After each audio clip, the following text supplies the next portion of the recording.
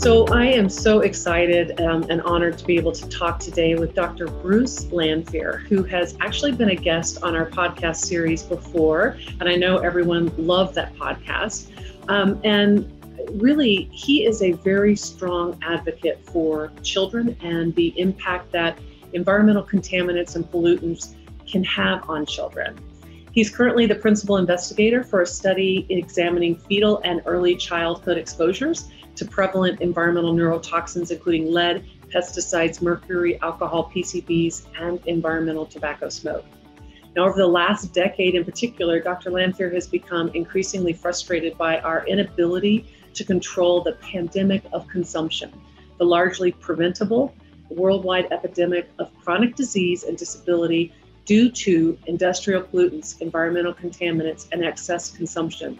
He's leading an effort to produce videos, including Little Things Matter, the impact of toxic chemicals on the developing brain, to help enhance public understanding of how our health is inextricably linked with the health of the environment, which sounds very, very similar to what we at Norwex believe and what we talk about. Now, one of the things I was thinking about as we were putting this together was, I was wondering, was there a moment that you had an epiphany that this was an area that you wanted to go and learn and research more? Or was it something that over time you became increasingly concerned about? I wondered how this all came to be your passion for what you're doing right now.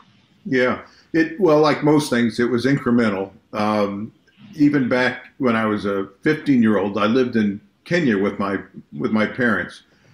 In a village, and I remember walking around and my mother talking about kids getting measles, and I wondered why they got measles, because we had vaccines, right? Right. So that sort of set the stage. I thought at that time I wanted to go back and vaccinate children in Africa, and I did start to get training in tropical medicine, and then something happened. I got married, and it changed everything. So I ended up in Cincinnati, and it's hard to do tropical medicine in Cincinnati.